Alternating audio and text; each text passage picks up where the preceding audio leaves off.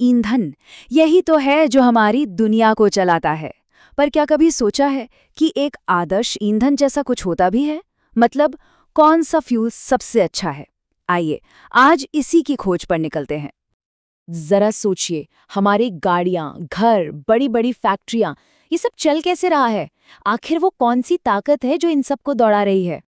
इसका जवाब सदियों से एक ही रहा है, ईंधन। जी हाँ, फ्यूल।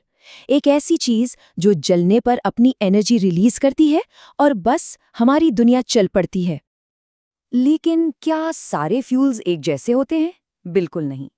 तो फिर हम कैसे तय करें कि कौन सा फ्यूल आइडियल है, यानी सबसे बढ़िया? अच्छा, इसके लिए कुछ नियम हैं, कुछ पैमाने हैं। तो एक आइडियल फ्यूल में क्या क्या गुण होने चाहिए, इसे एक चेकलिस्ट की तरह समझिए। भाई वो सस्ता हो और आसानी से मिल जाए। फिर सबसे जरूरी बात, जलने पर खूब सारी एनर्जी दे। और हाँ, कोई गंदगी ना फैलाए, मतलब राख कम हो, जहरीली गैसें ना निकलें। उसे स्टोर करना, एक जगह से दूसरी जगह ले जाना भी आसान हो। हम जब चाहें उसे जला सकें और जब चाहें रोक सकें। और हाँ, आग भी आसानी से पकड़े। अब यहाँ एक बहुत ही जरूरी कॉन्सेप्ट आता है, कैलोरीफिक वैल्यू या ऊष्मीय मान। सीधे साधे शब्दों में कहें तो ये किसी फ्यूल की ताकत नापने का तरीका है। मतलब 1 ग्राम फ्यूल को पूरी तरह जलाने पर हमें कितनी गर्मी, कितनी एनर्जी मिलती है। सीधी सी बात है, जिसका ऊष्मीय मान ज्यादा, वो फ्यूल उतना ही दमदार। दूसरा जरूरी नियम है इग्निशन टेम्परेचर या प्रज्वलन ताप। ये वो कम से कम टेम्परेचर है जिस पर कोई चीज जलना शुरू कर देती है। अब देखिए, यहाँ एक बैलेंस चाहिए। फ्यूल ऐसा हो जो आसानी से जल जाए, पर इतना भी नहीं कि बस कमरे के तापमान पर ही धधक उठे। मतलब सेफ्टी भी तो जरूरी है। तो ठीक है, अब हमें नियम पता चल गए हैं। तो चलिए अब मैदान में उतरते हैं और मिलते हैं इस रेस के मेन कंटेस्टेंट से। इनको इनकी फिजिकल स्टेट, यानी ये ठोस हैं, तरल हैं या गैस, इस आधार पर बांटा गया है। देखिए, फ्यूल्स की दुनिया को मोटे तौर पर 3 टीमों में बांटा गया है, सॉलिड, लिक्विड और गैस, यानी ठोस, तरल और गैसीय ईंधन। और हर टीम की अपनी ताकत है और अपनी कमजोरियां भी। चलिए शुरू करते हैं सबसे पुराने खिलाड़ी से, सॉलिड फ्यूल्स यानी ठोस ईंधन। और जब हम ठोस ईंधन की बात करते हैं तो सबसे पहले जहन में क्या आता है? कोयला। जी हाँ, वही कोयला जिसने इंडस्ट्रियल रेवोल्यूशन की नींव रखी थी।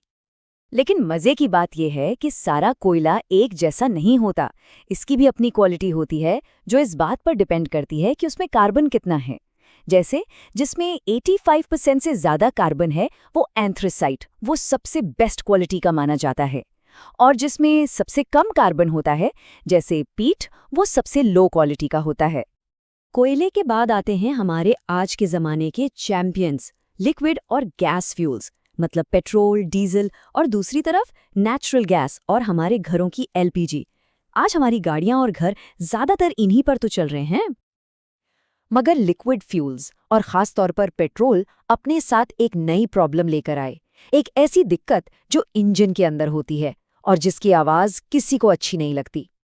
ये प्रॉब्लम है एक अजीब सी मेटालिक साउंड, एक खटखट की आवाज, जिसे नॉकिंग या हिंदी में अपस्फोटन कहते हैं। ये आवाज ना सिर्फ सुनने में खराब लगती है, बल्कि इंजन को अंदर से नुकसान भी पहुंचाती है। तो सवाल ये है कि ये नॉकिंग होती क्यों है? असल में ये इंजन के अंदर टाइमिंग की गड़बड़ी है। होता यह है कि फ्यूल और हवा का जो मिक्सचर होता है ना, वो स्पार्क प्लग के चिंगारी देने से पहले ही जल जाता है। इस वजह से इंजन के अंदर एक शॉकवेव सी बनती है और वही हमें खटखट की आवाज के तौर पर सुनाई देती है। अब जब प्रॉब्लम है तो सोल्यूशन भी होगा। इस नॉकिंग की प्रॉब्लम से निपटने के लिए साइंटिस्ट्स ने एक तरीका निकाला, ऑक्टेन नंबर। ये एक तरह की रेटिंग है जो बताती है कि कोई फ्यूल नॉकिंग को कितना रोक सकता है। और इसका हिसाब बहुत सीधा है। ऑक्टेन नंबर जितना ज्यादा होगा, फ्यूल नॉकिंग को उतना ही बेहतर तरीके से रोकेगा। और नतीजा, एक स्मूथ चलने वाला, खुश और ज्यादा एफिशिएंट इंजन। तो चलिए, हमने सॉलिड, लिक्विड, सब तरह के फ्यूल्स देख लिए, नियमों को भी समझ लिया। तो इन सबको परखने के बाद सवाल उठता है कि भविष्य का ईंधन कौन है? एक नाम है जो इन सब में सबसे अलग खड़ा दिखाई देता है। अगर हम अपने सबसे जरूरी नियम यानी कैलोरीफिक वैल्यू पर वापस जाएं, जिसे हमने फ्यूल की ताकत कहा था, तो डेटा बिल्कुल साफ तस्वीर दिखाता है। एक फ्यूल ऐसा है जो एनर्जी देने के मामले में अपनी अलग ही लीग में खेल रहा है। इसका सार ये है कि अगर हम प्रति ग्राम रिलीज होने वाली एनर्जी की बात करें तो हाइड्रोजन सबसे बेस्ट फ्यूल है। मतलब साफ है, वजन के हिसाब से कोई भी दूसरा फ्यूल हाइड्रोजन के आसपास भी नहीं फटकता। और यही वो जबरदस्त एनर्जी है जिसकी वजह से लिक्विड हाइड्रोजन का इस्तेमाल रॉकेट्स को स्पेस में भेजने के लिए किया जाता है। इसीलिए तो इसे फ्यूचर का फ्यूल भी कहते हैं। ये हमारे एनर्जी के भविष्य की चाबी हो सकता है। तो क्या हमारा भविष्य हाइड्रोजन पर चलेगा? देखिए, हाइड्रोजन में पोटेंशियल तो बहुत है, लेकिन क्या हम इसे अपनी दुनिया का मेन फ्यूल बनाने के लिए तैयार हैं? शायद यही हमारी जेनरेशन के सामने एनर्जी से जुड़ा सबसे बड़ा सवाल है।